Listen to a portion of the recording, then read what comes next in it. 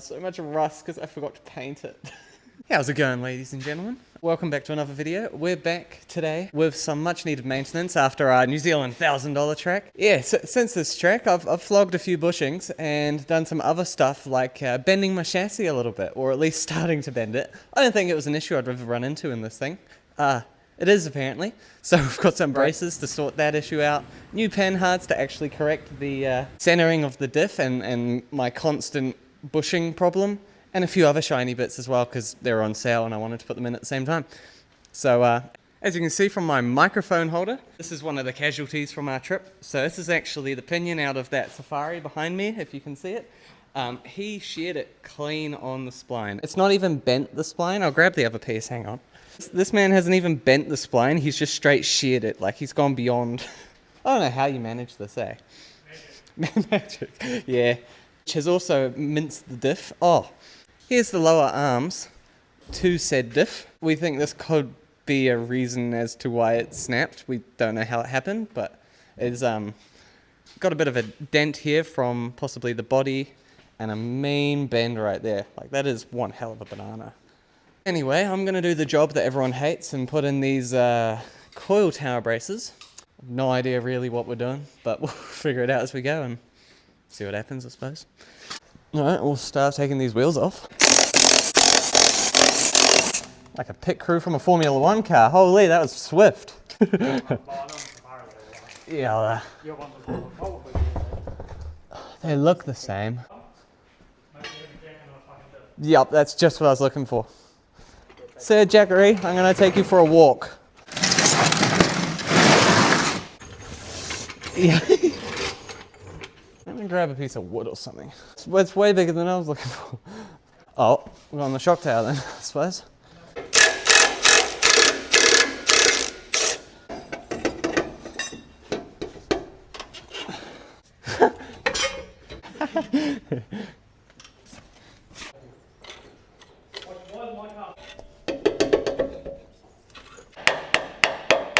And that's now like that. Beauty on the other side.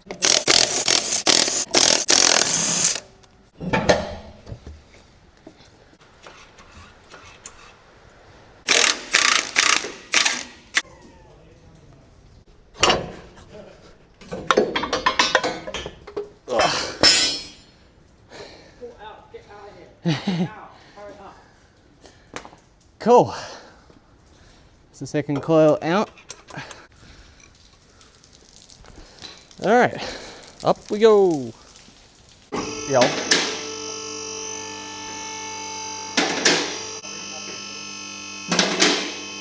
We'll start there.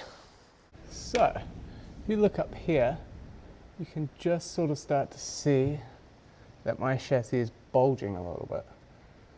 Now I think we caught this pretty early. It's really kind of hard to see on camera, but if I do that, you can see a bit of a shadow, yes. Oh, there you go, that's a better angle. It's just starting to bulge. The tower itself hasn't split or anything as far as I can tell.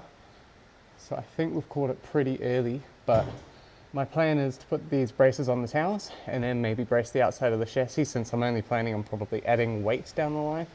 So we'll do that and then, yeah. Anyway, let's get into it. All right, for those of you who are also doing this, they are labeled left hand and right. Left hand, that one's left hand and right hand. I couldn't figure this out for some reason. Probably because I'm a bit slow, but go for a test fit. We'll start with the easy side without the brake lines and then tackle the hard side. Yeah, whilst we're doing that though, I'm going to clean up these coils and paint them silver because I like silver, it looks pretty, and everything else is going to be silver under there soon, so yeah, silver. Probably don't need to take these off, but we're taking them off anyway, so. Alright, out with the old and with the new soon. I don't know if any of you guys have found instructions, I haven't, so I'm kind of doing this on the fly and hoping for the best. And it's hitting the exhaust. Are you on there? Yeah, let me just drop everything real quick. That's my favorite game. And I used exhaust goop, which I don't have here. but that's okay. Oh, holy. Definitely sliding in a lot nicer. That's what she said. What is that stub for? That looks like a bolt in the car. There's that little bolt I'm talking about. It's just hitting the brace. I'll grab 7 just in case I drop one. Alright.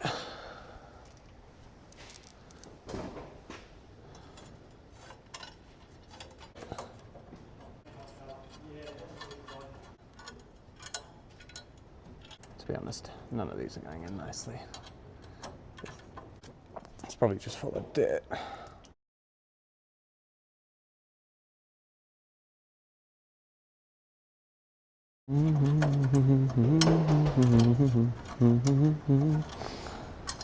It's much nicer on a hoist.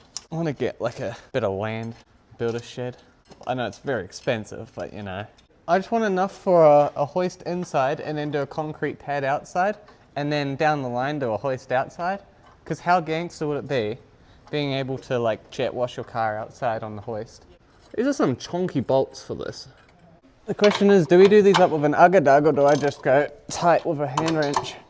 I think we just go tight with a hand wrench. Lovely. I'm even glad I'm wearing a hat because the amount of dirt that came off that thing. Ah, it goes on the outside. More extensions. I don't.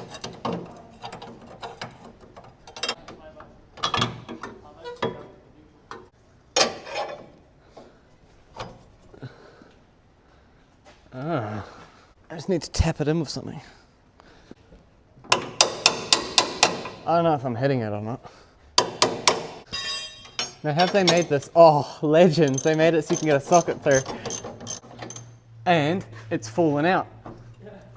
That's because I don't know why. Here's the race car.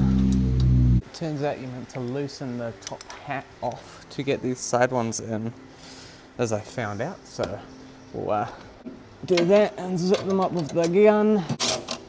Except that that one was the wrong way, so it's just come straight off, which is definitely 100% my fault.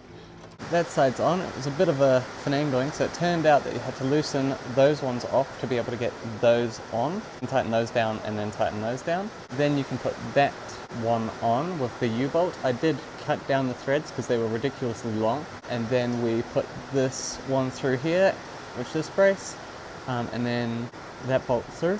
But yeah, so that side's in.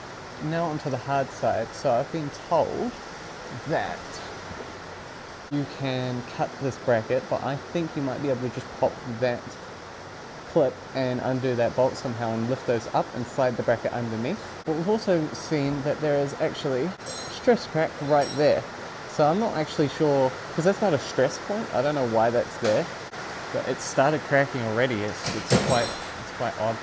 But this side of the chassis is not bulging, so I don't know, something weird's going on under here. However, once they're braced, hopefully that will be that. So I'll crack on with getting this in, use pretty much exactly the same process as the other side, so I'll see you once it's done. Yeah, so I didn't record any update clips after this. It was actually quite a pain to put in. I ended up bending a little 10mm spanner to get the bolt off holding the bracket in, then lifting the lines and trying to force that bracket in. What a pain. Anyway, onto the panhards. Alrighty, moving on. So I've got the drag link off here and the steering damper. So now we're going to lower the car back down, make sure the wheels are touching the ground so it doesn't do any funky things. And we're going to take this panhard off. And then we can measure up the new panhard with the old panhard and figure out what lengths we need and where to put the bracket and so on, so on, so on. I have touchdown. I haven't gone too far, just enough to get these front wheels on the ground so it won't shift. Now I'll take it off and see what happens. Why you do this to me? You know why? It's probably not a 22. Yep. Probably why it wasn't working before. It's because it wasn't even the right size. Goodness gracious me. Be free, panhard. Be free. Oh. That bush. It's kind of flogged, I think. Well, that one's definitely loose. Alright. Tell you what, these aren't light. How are you guys going today? Hope you're having a good one. It's been a day for me. Tell you what, started out in the rain, finished working on this thing. Great fun. That's currently almost bang on. So diff needs to shift 10 mil. So should we start with 5? I don't know how panhards work. Well, should we go 10 mil? 10 mil's only, we'll go 10 mil.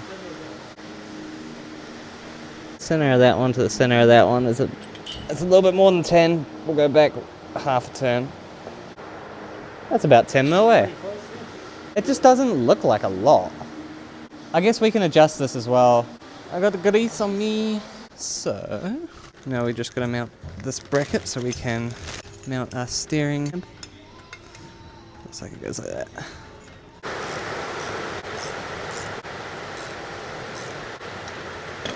Cool, I'm happy with that.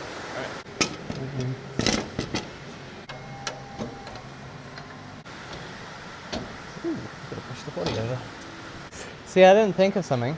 I gotta shift the axle, but the car's on the hoist, so I can't just wiggle the car. Beautiful.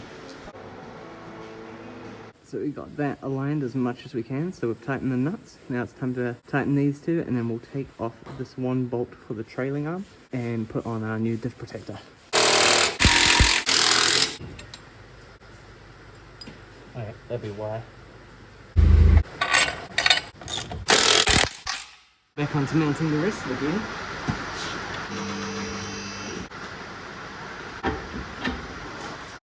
Noah from the future here. I'm not actually too sure what I was saying in this clip, but what I think I was talking about was the steering damper. I actually had half the stud break off on the steering dampener, which meant it didn't actually fit through the bracket that the panhard came through. So what I ended up doing was swapping it around so that it could bolt up, and I'm going to replace this down the line. At least that's what I was thinking I was talking about anyway, so... Oh well, onwards and upwards. Alrighty, that's the front end done. And so much torque, the chassis twisted coming off the line.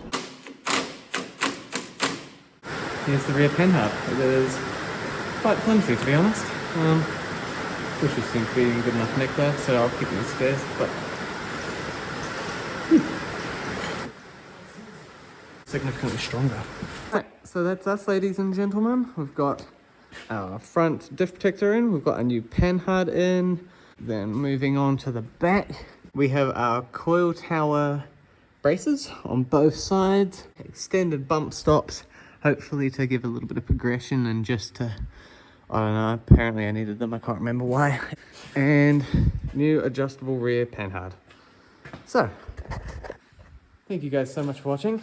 I'll catch you in the next video where we go destroy it or test it out, one of the two, I guess. Yeah, toodaloo.